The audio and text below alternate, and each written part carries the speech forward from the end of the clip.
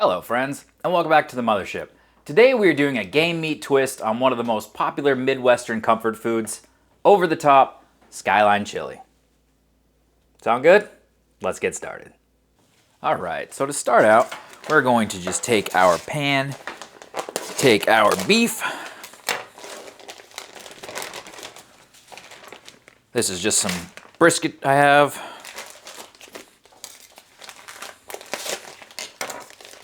And then take your venison. You can go all beef, obviously, with this, but I want to have some venison. And try not to make a mess like I just did. Then what we're going to do is just make a giant meatball. We don't need to season it or anything at this point, because it's just going to sit and get some smoke and come up to temp. And all the seasoning is going to be in the actual mixture we're going to make after this. So for now, just make yourself a big kind of a meatloaf. Doesn't really need to be super mixed together either, just because we're going to be breaking it up when it goes into our liquid to braise for a while. So just get everything nice and kind of compacted together so that it holds firm, and that as this cooks, all the fat and drippings are just going to go right back into this pot. So I'm just going to get it nice and squeezed together. And then I'm going to get my smoker to start at about 225 degrees. You can cook it hotter, you can cook it colder. 225 I think is a good spot. I have some time.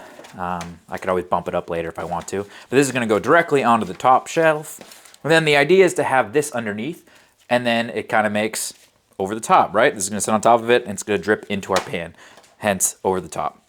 Perfect. I'm going to go throw this onto the smoker. Now we do have a little bit of time before that big ball of meat is going to start dripping out juices.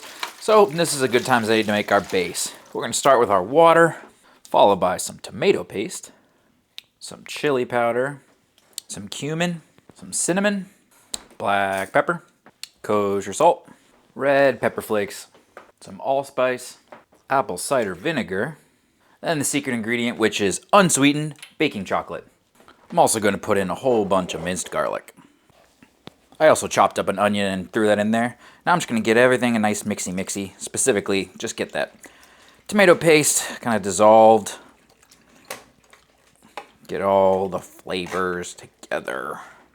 Perfect. Now we've got our base done. I'm going to go put it underneath our meat. Alright, so let me show you the setup. Very simple, like I said, just our giant meatball on top and our liquid underneath. We're just going to run this, honestly, until the internal on this is about 145. Then it goes in the liquid and stays there for, another hour or two. So at this point, I'm just going to let it do its thing. And we'll come back when the temperature gets to where we want it to be.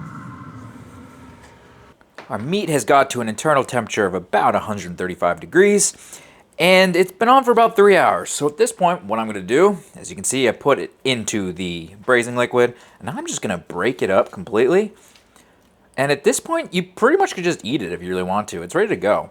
But I find that in situations like this, it's best to let it keep doing its thing. So I'm going to break this up, as you can see. Then I'm going to put this back onto the smoker, just like so, and let it just braise until we're ready to eat it. So for us, that'll probably be another 2 hours. There's clearly enough liquid in here. It should be fine. I'm just going to let it run and try and absorb some of these flavors and get everything nice and melded together. But my goodness, it smells good. You can see on here there's some nice smoke ring, and everything looks perfect. So back onto the smoker we go. I'm probably going to bump it up to maybe 275. I kind of want to actually get some of this moisture to evaporate a bit. I want it less soupy and more chili. So I'm going to bump the temperature up and try and cook off some of this water and let all the flavors come together. Now I'll be honest with you guys, I really didn't even know this type of chili existed up until about a year ago when my girlfriend's family introduced me to it. Being that I'm from New England, obviously chili around here is going to have a whole lot of beans in it. And if I'm being honest, I'm not the biggest fan of beans. So having a new type of flavor, different types of spices come together, and not have beans in a chili, fantastic. So gave it a try, and it's quickly become one of my favorite comfort foods. Given that we have a ton of venison in this house, I want to do a little bit of a game meat twist on it, and then using the smoker to cook it over the top, get all those juices, get some smoke flavor on there, and this is absolutely a winner, guys. Now, as far as eating this, the traditional is to put it on some noodles. You can put some cheese, you can put some oyster crackers. You can cook it without onions, with onions, or just like every other type of chili, some folks just put it directly on hot dogs and eat it that way. We're gonna go with the style that I was introduced to, which is just some pasta, chili, cheddar cheese, and some oyster crackers. And like always, guys, I am absolutely starving, so it's time to give this the old-fashioned chomp.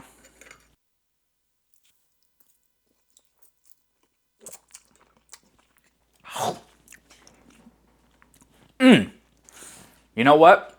Adding the smoke flavor in there is absolutely perfect, especially with that venison. Guys, this is a winner. If you've never made this before, I absolutely highly recommend giving it a try.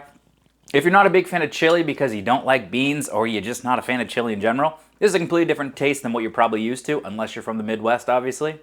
But let me know down below, what do you guys do? Are you big chili fans? Do you smoke your chili? Do you go Texas style, no beans? Do you do tons of beans? Let me know down below. I'd be very interested to know what you guys are into. And as always, cook something fantastic, and I'll catch you on the next barbecue. Bye-bye.